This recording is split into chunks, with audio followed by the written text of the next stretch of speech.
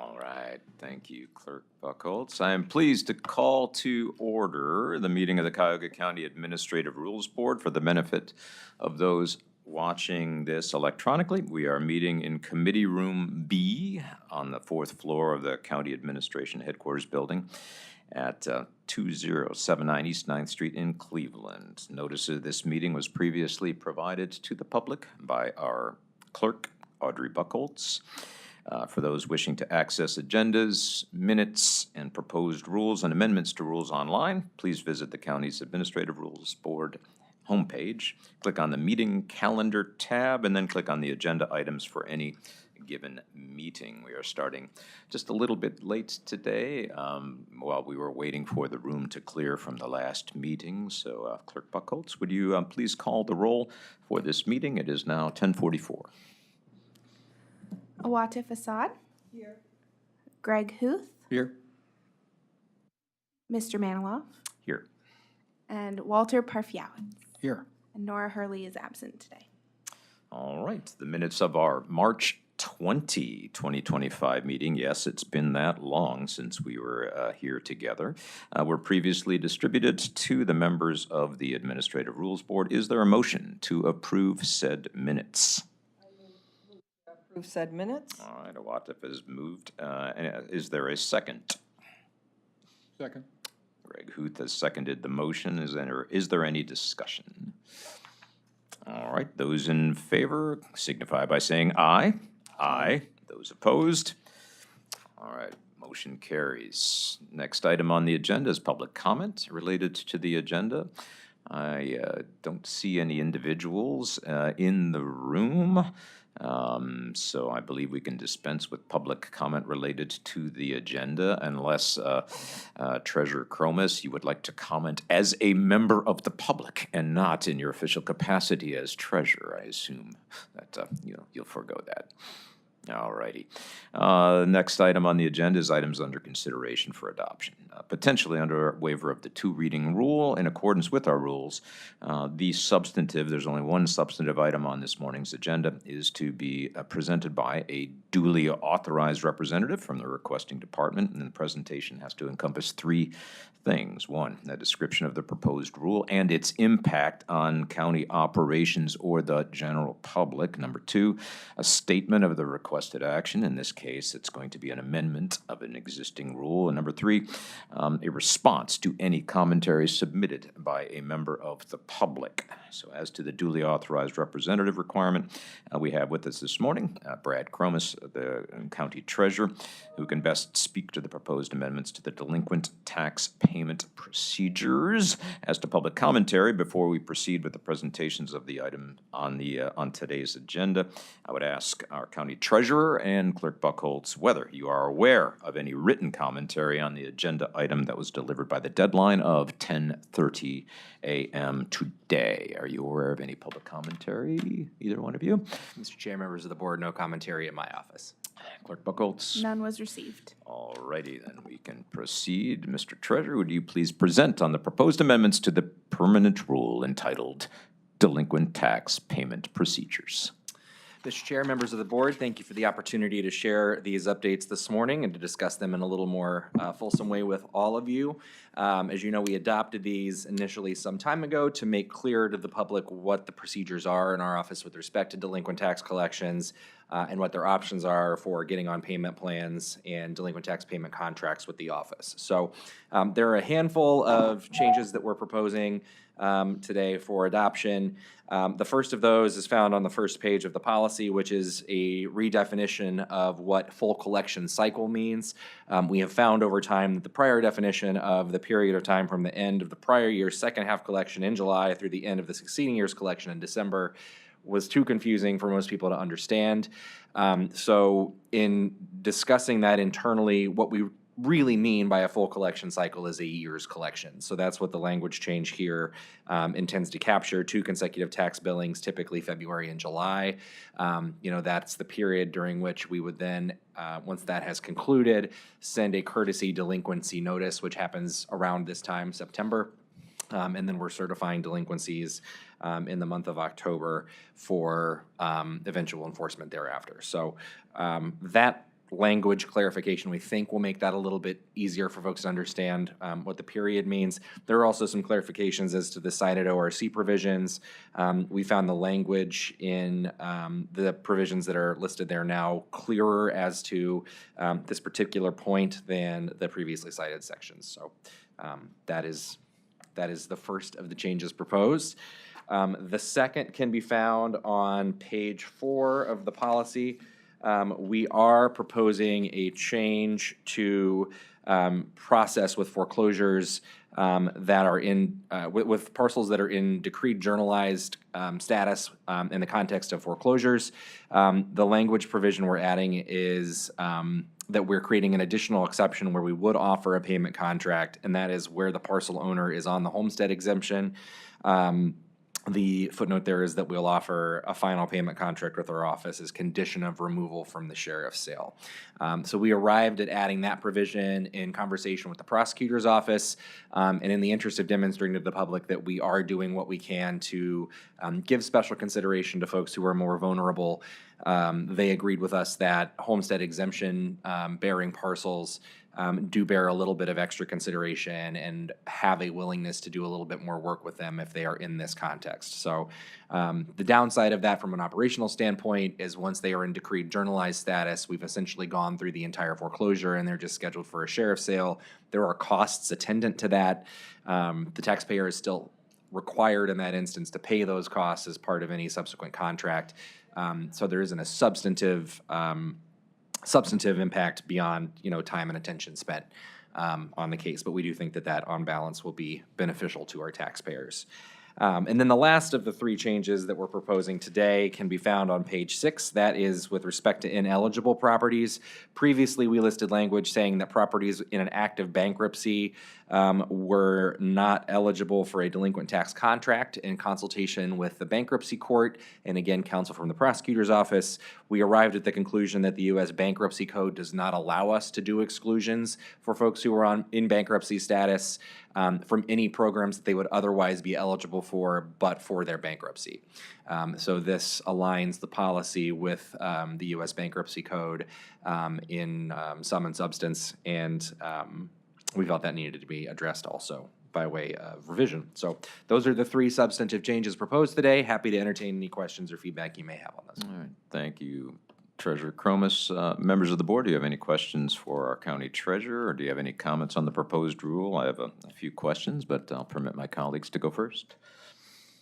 No questions for me. I think you've outlined it well. Okay.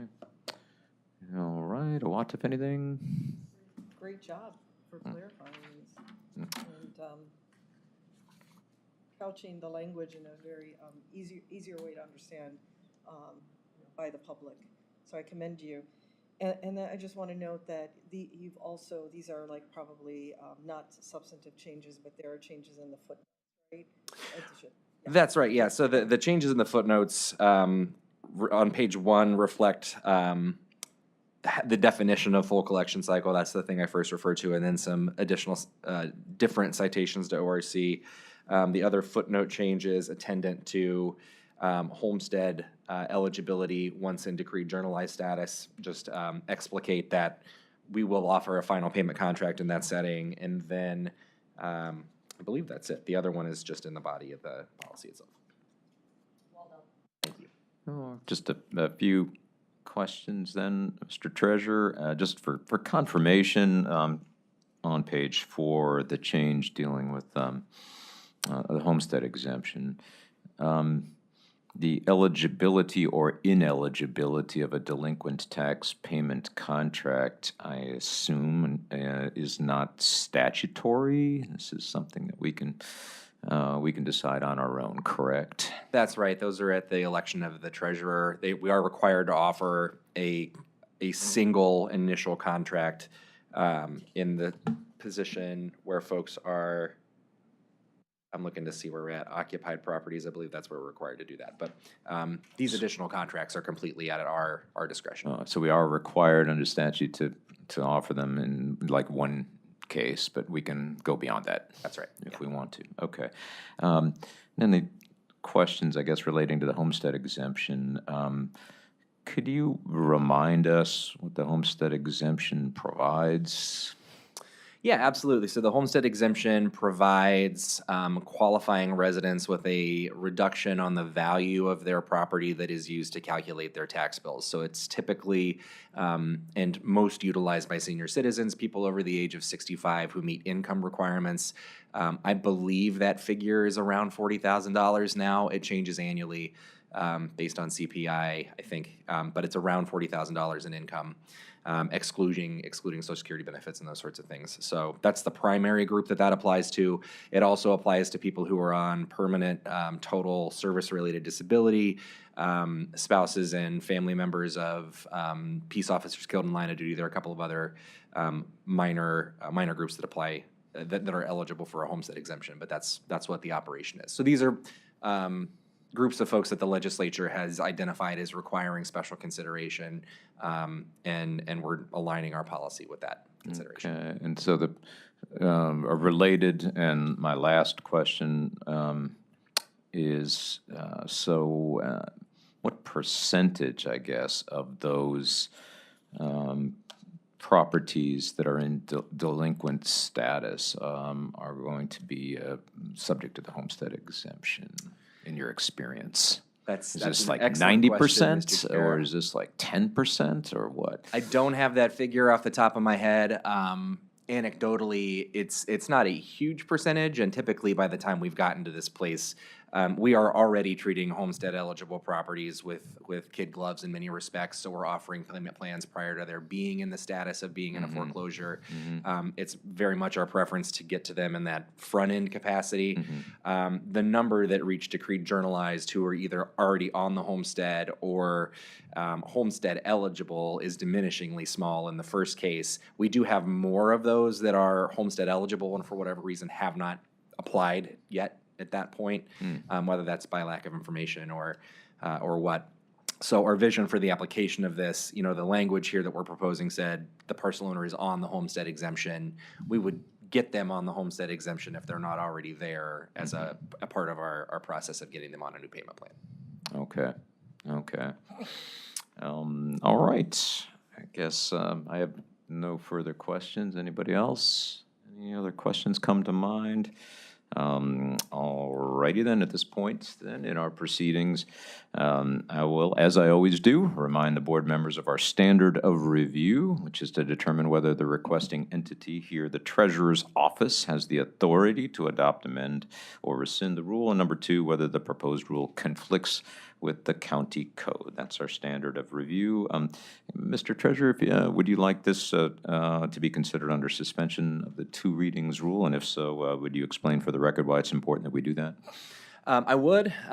It's not incredibly critical that happen at this point, but for ease of administration, I think that would be valuable. It's also true that we are leading into our upcoming tax collection cycle, so having a little bit of lead time to have this available would be valuable. And then the other piece of supporting I guess, evidence is not the word I would use, but the other thing that supports that decision would be my staff can begin implementing this immediately and helping people who are in that homestead position or a bankruptcy position receive a payment contract, which is useful. All righty then. That being the case then, thank you, Mr. Cromus. I will now entertain a motion to suspend the two reading rule. I move to suspend the two reading rule, so the treasurer does not have to resubmit these amendments. Okay, is there a second? Second. All right, Greg has seconded it. Any discussion on the motion to suspend the two reading rule? All right, then I'll call the question. All in favor signify by saying aye. Aye. Those opposed? Motion carries. The clerk, please have the record reflect that all four members of the board in attendance voted in the affirmative to suspend the two reading rule. Calling the main question then, is there a motion to adopt the proposed amendments to the permanent rule? So moved? Watif has moved. Is there a second? Second. Mr. Parfiowitz has seconded the motion. Is there any discussion on the main question? No further discussion, then I will call the question. All in favor signify by saying aye. Aye. Those opposed, same sign. All right, clerk, please have the record reflect that all 4 members of the board in attendance voted in the affirmative to adopt the proposed amendments to the permanent rule as presented by our county treasurer. Thank you very much. Is there any then miscellaneous business to be discussed? That's the next item on our agenda. Hearing none. Is there any public comment on matters unrelated to the agenda? Treasurer Cromas, do you have any comments that you would like to make on your Cranes article, or you are the property tax expert? Any comments to be made? Unrelated If to you'll the agenda? entertain the opportunity, I appreciate that. The only thing I would say is substantively, because this is a public meeting, I want to make clear to the public, it is our intention to be as friendly as possible and to give people as many opportunities to pay their taxes in a way that they're able to as we can. So that is the overall kind of guiding principle of this policy. It's the reason we've extended payment plans to as long as 5 years. It's the reason we're looking for additional ways to find vulnerable populations that we can help get on a payment plan with us. So just to encourage the public to contact us. We want to help, and we're here to do that. So thank you for the opportunity. All right. Thank you again. Okay, we will meet again in 2 weeks unless there is no business to attend to, in which case the meeting will be canceled. This meeting is now adjourned. Thank you.